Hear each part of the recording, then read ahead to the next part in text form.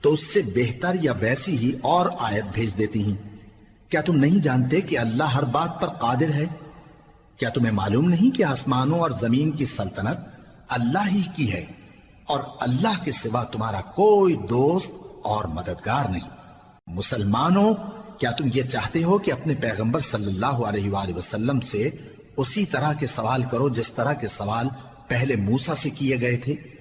اور جس شخص نے ایمان چھوڑ کر اس کے بدلے کفر لیا تو یقیناً وہ سیدھے رستے سے بھٹک گیا۔ بہت سے اہل کتاب اپنے دل کی جلن سے یہ چاہتے ہیں کہ ایمان لا چکنے کے بعد تم کو پھر کافر بنا دیں، حالانکہ ان پر حق ظاہر ہو چکا ہے۔ تو تم معاف کر دو اور درگزر کرو یہاں تک کہ اللہ اپنا دوسرا حکم بھیجے۔ بے شک اللہ ہر بات پر قادر ہے۔ اور نماز ادا کرتے رہو اور زکوٰۃ دیتے رہو، اور جو بھلائی اپنے لیے آگے بھیج رکھو گے اس کو اللہ کے ہاں پالو گے۔ کچھ شک نہیں کہ اللہ تمہارے سب کاموں کو دیکھ رہا ہے۔ اور یہودی اور عیسائی کہتے ہیں کہ یہودیوں اور عیسائیوں کے سوا کوئی بہشت میں نہیں جانے کا۔ یہ ان لوگوں کے خیالات باطل ہیں۔ اے پیغمبر، ان سے کہہ دو کہ اگر سچے ہو تو دلیل پیش کرو۔ ہاں، کیوں نہیں؟ جو شخص اللہ کے آگے گردن جھکا دے یعنی ایمان لے آئے اور وہ نیکوکار بھی ہو تو اس کا صلہ اس کے پروردگار کے پاس ہے۔ اور ایسے لوگوں کو قیامت کے دن نہ کسی طرح کا خوف ہوگا اور نہ وہ غمناک ہوں گے۔ اور یہودی کہتے ہیں کہ عیسائی رستے پر نہیں، اور عیسائی کہتے ہیں کہ یہودی رستے پر نہیں، حالانکہ وہ کتاب الہی پڑھتے ہیں۔ اسی طرح بالکل انہی کسی بات وہ لوگ کہتے ہیں جو کچھ نہیں جانتے یعنی مشرک۔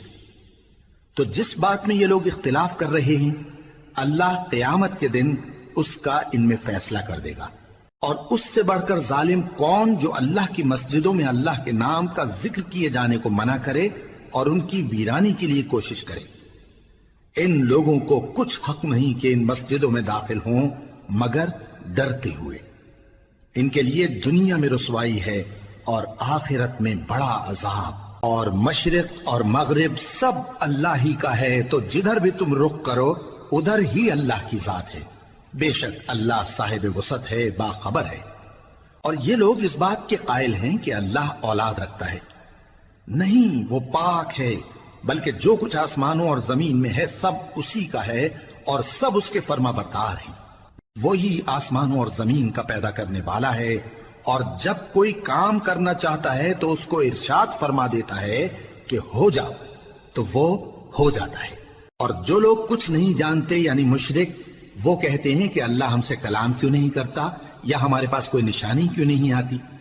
اسی طرح جو لوگ ان سے پہلے تھے وہ بھی انہی کسی باتیں کیا کرتے تھے۔ ان لوگوں کے دل آپس میں ملتے جلتے ہیں۔ جو لوگ صاحب یقین ہیں ان کے سمجھانے کے لیے ہم نے نشانیاں بیان کر دی ہیں۔ اے پیغمبر، ہم نے تم کو سچائی کے ساتھ خوشخبری سنانے والا اور ڈرانے والا بنا کر بھیجا ہے۔ اور اہل دوزخ کے بارے میں تم سے کچھ پرسش نہیں ہوگی، اور تم سے نہ تو یہودی کبھی خوش ہوں گے اور نہ عیسائی، یہاں تک کہ ان کے مذہب کی پیروی اختیار کر لو۔ ان سے کہہ دو کہ اللہ کی ہدایت یعنی دین اسلام ہی ہدایت ہے۔ اور اے پیغمبر، اگر تم اپنے پاس علم یعنی وحی الہی کے آ جانے پر بھی ان کی خواہشوں پر چلو گے تو تم کو اللہ کی پکڑ سے بچانے والا نہ کوئی دوست ہوگا نہ کوئی مددگار۔ جن لوگوں کو ہم نے کتاب عنایت کی ہے وہ اس کو ایسا پڑھتے ہیں جیسا اس کے پڑھنے کا حق ہے، یہی لوگ اس پر ایمان رکھتے ہیں، اور جو اس کو نہیں مانتے وہی خسارہ پانے والے ہیں۔ اے بنی اسرائیل، میرے وہ احسان یاد کرو جو میں نے تم پر کیے، اور یہ کہ میں نے تم کو اہل عالم پر فضیلت بخشی۔ اور اس دن سے ڈرو جب کوئی شخص کسی شخص کے کچھ کام نہ آئے، اور نہ اس سے بدلہ قبول کیا جائے، اور نہ اس کو کسی کی سفارش کچھ فائدہ دے، اور نہ لوگوں کو کسی اور طرح کی مدد مل سکے۔ اور جب ابراہیم کی اس کے پروردگار نے چند باتوں میں آزمائش کی تو وہ ان میں پورے اترے۔ فرمایا کہ میں تم کو لوگوں کا پیشوا بناؤں گا۔ انہوں نے کہا کہ پروردگار، میری اولاد میں سے بھی پیشوا بنائیو۔ فرمایا کہ میرا قول و قرار ظالموں کے لیے نہیں ہوا کرتا۔ اور جب ہم نے خانہ کعبہ کو لوگوں کے لیے جمع ہونے اور امن پانے کی جگہ مقرر کیا اور حکم دیا کہ جس